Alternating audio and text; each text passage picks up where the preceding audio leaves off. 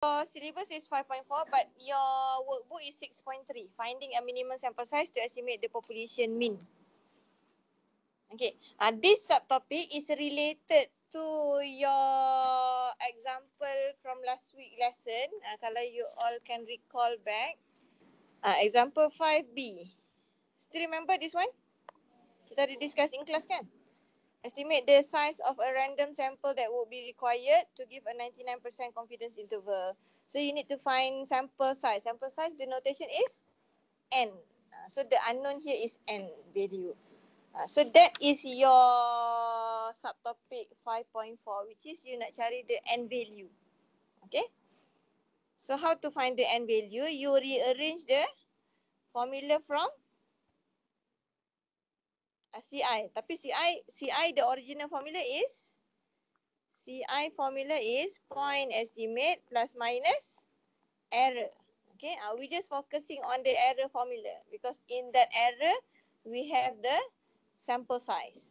So this is the error formula, which is Z multiplied with sigma over square root of N. Ingat lagi ke? Full formula of CI is X bar plus minus Z alpha over 2. Dia ada alpha over 2 times sigma over square root of N. Ni yang your syllabus last week. Hopefully boleh ingat lagi, boleh recall balik Okay. So the error formula ni, if we focusing on that error formula and then we want N as our subject. So we just rearrange to have N as our subject. So N tu bawa ke left side. And then the rest ni semua you bawa ke right side. So you akan dapat square root of N equal to Z times alpha pula. Sigma over error. So N, kalau square root ni you bring to the other side. Dia akan jadi squared. So that's why everything will be squared. Z squared, sigma squared over by error squared. That is the formula stated in your book. So you have to memorize this formula. Tapi kalau tak memorize pun you can derive from the error formula to find the sample size. Okay. Why the book use this notation? Because the question usually dia akan ask what is the minimum sample size. Okay. So minimum sample size, the symbol should be more or equal symbol. Tapi kalau you state as equal symbol pun is okay. Both accepted. Tapi at last nanti kita akan round up to the next whole number. Every answer dia akan whole number. Sample size, number of something dia mesti whole number. You cannot write your answer as decimal places. Okay. So dia mesti nombor bulat. And then if the margin of error is not given in the question, so we can find the error. So make sure you know the concept of error tu is actually distance from the point estimate to your lower limit ataupun from point estimate to your upper limit. Sometimes error is not given, so you have to find the error. Okay, boleh? And then this is the concept question. Sometimes question asks what happened to your error if you increase the sample size. Contohnya. Okay. So always relate with this formula. So what happened if you increase your sample size? What happened to the error? Error will be decreased. So dia punya relation is inversely proportional. So always relate with this formula kalau question asking about the concept. Okay. What happened to your confidence level kalau you increase N? Increase also sebab dia directly proportional. Boleh? Okay. So the second point ni pun dia punya the same concept tapi vice versa. Yang tadi larger or increase, this one is smaller or decrease.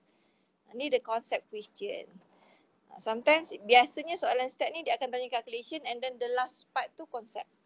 What happened to your error if you increase your sample size contohnya. Okay. Okay, look at example number 1. Example 1 and 2 ni already given the full solution dalam your workbook tu. So we just discuss the question.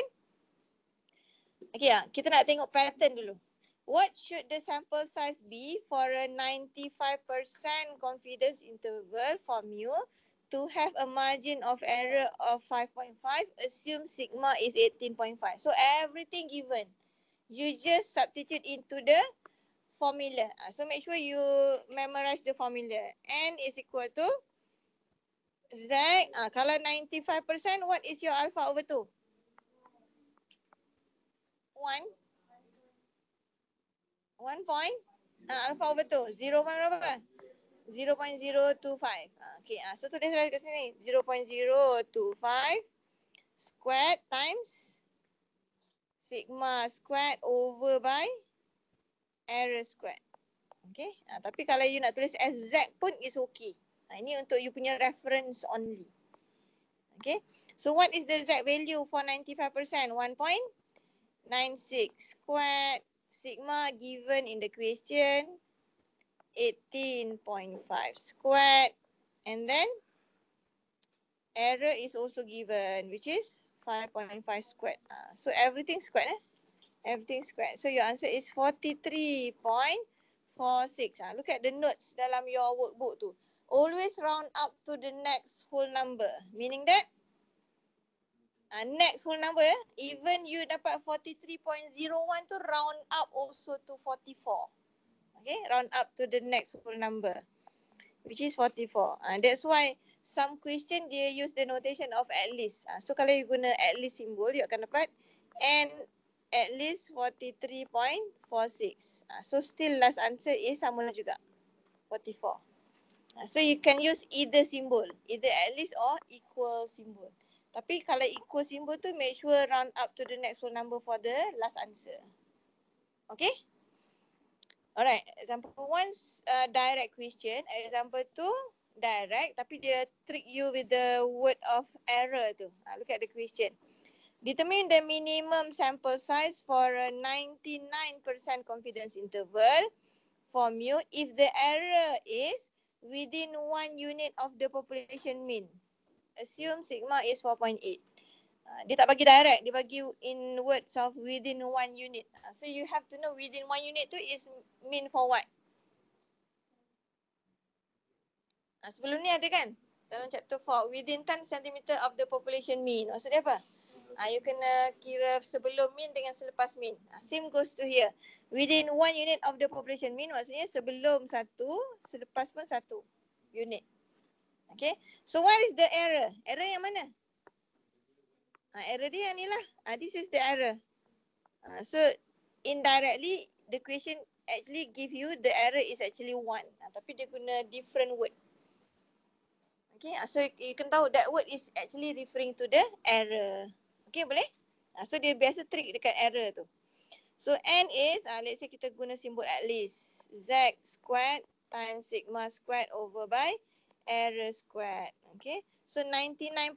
What is the Z value? Ni common. Kalau boleh dah ada dalam kepala, common dia.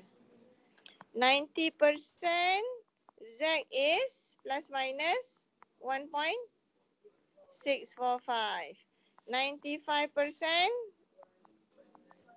1.96. Kalau 99% 2. Plus minus plus minus 2.575. Kalau boleh 3 value ni dah ada dalam kepala because this is the common percentage of your CI. Okay.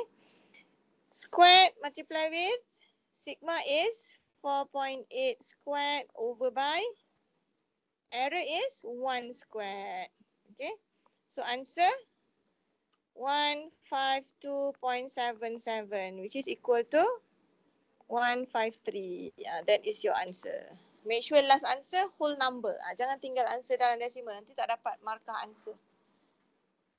Okay, boleh? Okay, example 3. The result of a test is normally distributed with the mean mu and standard deviation 1.3. So given to you the standard deviation 1.3. Determine the minimum number of tests. So minimum number of tests meaning that the unknown here is n. So n is unknown. Required to construct a 95% confidence interval for the population mean with interval width of less than 2. Ni dia bagi ayat lain pula. So ayat-ayat tu is actually referring to the error. So you have to define your error is what actually. Width tu yang mana? Interval width. Ni interval width.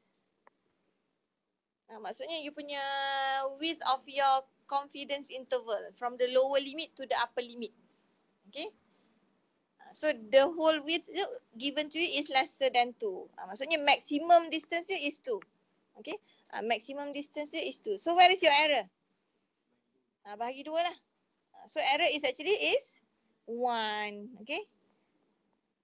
So dia trick kat situ. Sometimes question kalau students yang tersalah dia buat error tu 2. 2 tu is actually distance from the lower limit to the upper limit. Error tu dia mesti half of that. Okay.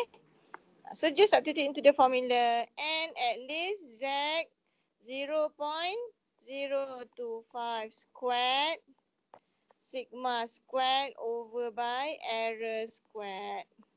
Z value 95%. 1.96 squared.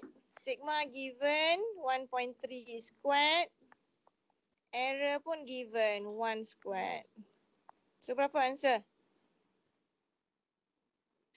6.49. So round up to 7. So make sure whole number your last answer. 99% is 298.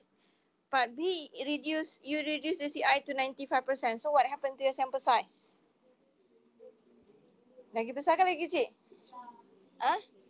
Dia reduce also kan? As Z decrease, sample size also decrease. So how to answer question part C tu? How does the decrease in confidence affect the sample size required? As the confidence interval decrease, because dia bagi from 99 to 95, as the confidence interval decrease, the Z value also decrease. So it result in the decrease in sample size.